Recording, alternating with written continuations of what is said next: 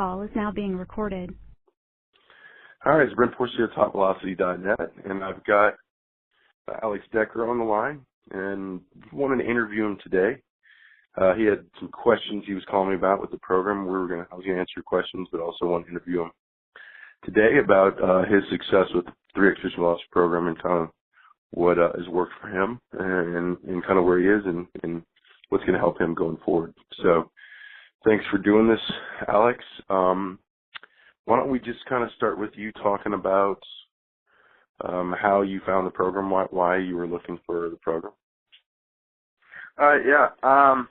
Really, I was last year only hitting about 82, 83 miles an hour, and I was really looking for a way to increase my velocity, and my dad and I were searching online and found the program, and we looked into it, and we called you, and we pretty much just bought it and started going for it. Well, cool. Did you get into it pretty, did you get pretty committed to it and fully into it initially, or did it take you some time to get going with it?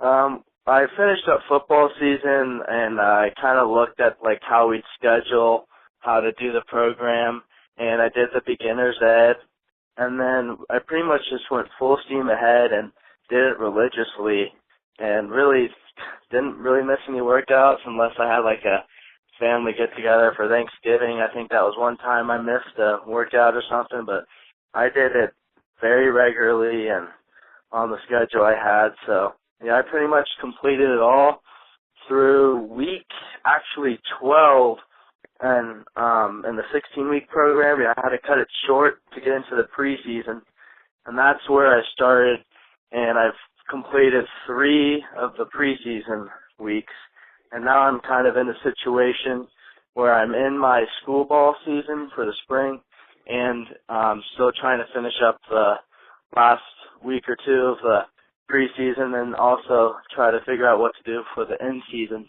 while I'm in my school ball season. Cool.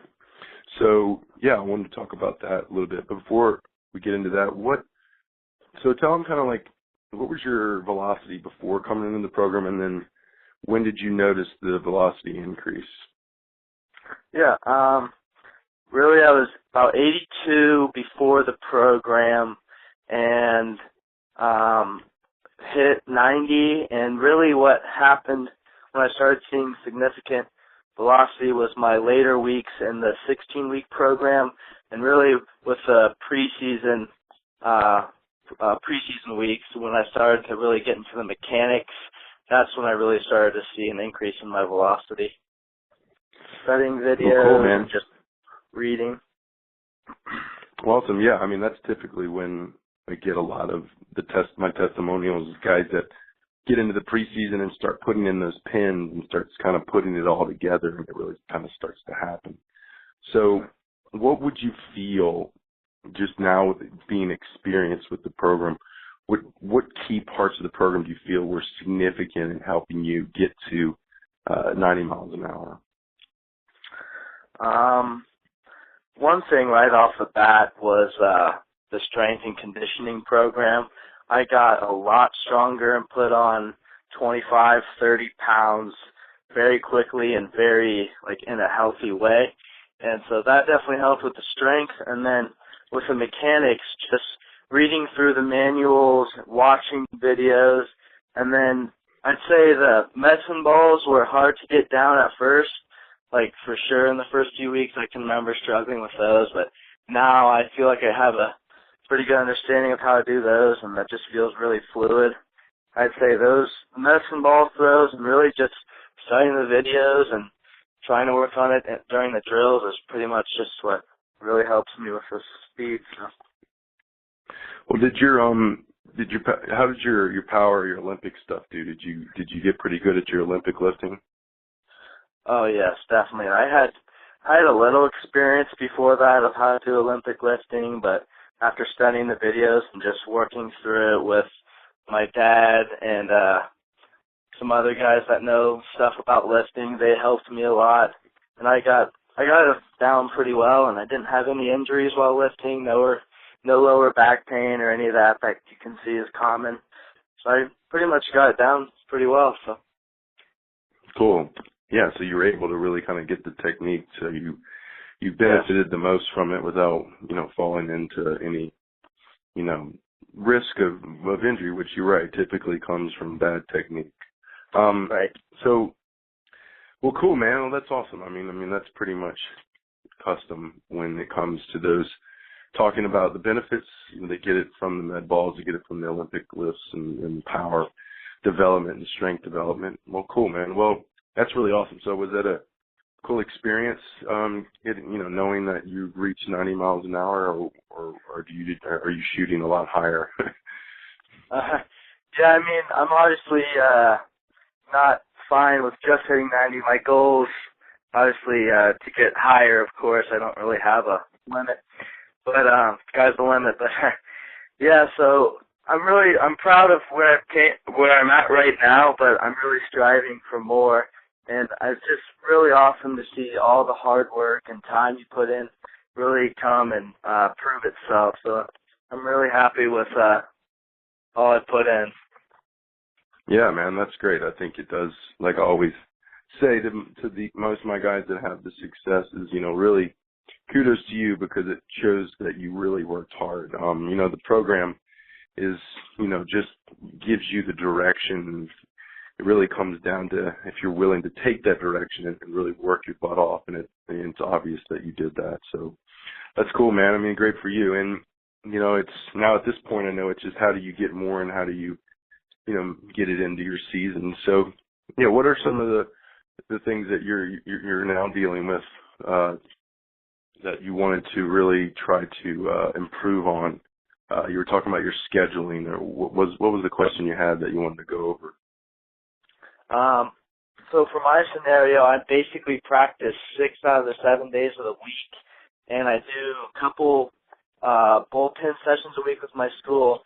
And the question really is, how do I implement the 3X program while in the school ball season? Just trying to get a couple few more miles an hour while not overdoing it and having arm troubles or just that kind of deal.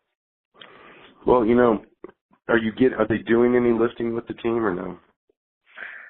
We do a lot of kind of like the anaerobic conditioning stuff. So we do that, but lifting wise, really not much other than some core and maybe every once in a while do a little legs or just simple shoulder. Yeah, I mean, I would just be really, really adamant about getting the lifting in after practice. It's only about 2 days a week. But getting that in would be ideal. I know it'd be late. It might be a late night, but 2 nights a week might just be late for you, Right. And then trying to, in practice, if you feel like you're, like in the preseason guide, you see, you're throwing pins on certain days, and if you feel like you're not getting enough pin work, the same thing. It might be something you have to do after practice, or if you want to do more of the drill stuff, you could do that after practice. I think that, if the team has a preseason or in-season program for you, follow it. But what you feel like they're missing out in the guides, the 3X guides, just try to replace what they've missed. Those lifting days, put those in after practice. Fill in some, add in some of the drills that you feel like you need to work on, and just kind of supplement your practice days with the 3X programs, and just try to make sure you're hitting kind of a similar layout, Right. So obviously you don't want to throw twice in a day. I get that. But let's say you do a bullpen, on a Monday or something, and then you want to, you're not going to throw the next day, but do you think it would be all right to try to work on your mechanics and stuff, and maybe do some of the preseason workouts, like some medicine ball throws or some of those drills in there? Yeah, just make sure you're kind of creating a routine similar to the guide, to where you're after your pitching day, go into a heavier lift, and then the next day get in your drills, and then start to give your body time to rebuild and recover for the next outing. Right. Okay. So, yeah, just don't cram things up close to the day of pitching. Try to give Right. yourself that recovery time, and then find out what works. You know, if you feel like your workloads are too much because every time you go in and pitch, you're exhausted, and you need to back them off, or just, you know, reduce the reps. Also, put in a lot of dry work, like go through the mechanics in just little dry movements without throwing, and you know, replace that with the throwing drills if you feel like you're throwing too much. Because definitely you got to do a good job of managing. Yeah, go ahead. Save your arm and just kind of worry about the motion and the techniques, so you're not really hurting your arm or overdoing it. You're just kind of going through the motions. Like, for example, when I just worked with David Ardsma, who's now with the Dodgers, we worked all 4 months, and I'm still working with him, you know, long distance now, but he just constantly does a lot of dry work, which is, you know, he's still working on his back leg drives and his hip to shoulder separation. So he'll just put in a ton of reps of, you know, getting in a full stride on the mound, lifting his front leg and initiating his drive, and putting some speeds through it, and then feeling the shoulders separate, and then that's it, and not throw the ball, and just do a ton of reps like that, to where he's getting the reps and the movements familiar with the body, or getting the body familiar with them, without having to put the wear and tear on the arm. I think that's a good way to go at it if you feel like you're throwing too much. So that makes sense. Cool, man. Was that it? Does that kind of help you with where you are? Yeah, that's pretty much all I've got. Awesome, man. Well, I think it's awesome where you are. I can hear in your voice you're not fully content. So, you know, I guess I'll probably interview you again when you get to 95. But but it sounds like you've got some interest at some teams in college at a D1 level.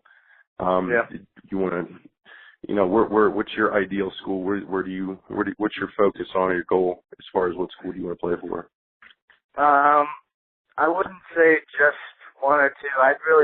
I'd love to play in the ACC or SEC. Those are my goals, to try to play for a college in there. And I'm a kind of student guy, so a good school with good academics as well. So. Cool, man. Well, that's awesome, dude. Well, I really hope that happens, and I'll keep in touch with you. And thanks for doing this, man. I mean, is there anything you want to say to those that are kind of like where you were, looking for something to help develop your fastball, and maybe those who are considering this program? Is there anything you'd like to kind of say to them? Sure. I'd say just you really got to do your homework part of it. It's not just about doing your workouts, because I know for me, like, I was about lifting and stuff, but you really got to sit down and read, watch some videos, study that, and then make sure you really hit it hard with the mechanics too. And then obviously your lifting.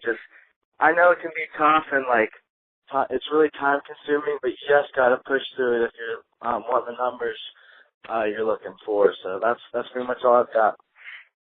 That's awesome, man. I think that's great advice. I don't think enough people do that. And I think if they would just do that, it would be such a major difference. And I think that's it. It's just you just got to bite the bullet and do it, and it works. It's not rocket science. It's just making sure that you put the work in, and then the program makes that work convert to the goal, which is ball speed. So that's awesome, man. I really appreciate it, and looking forward to hearing a lot more success from you.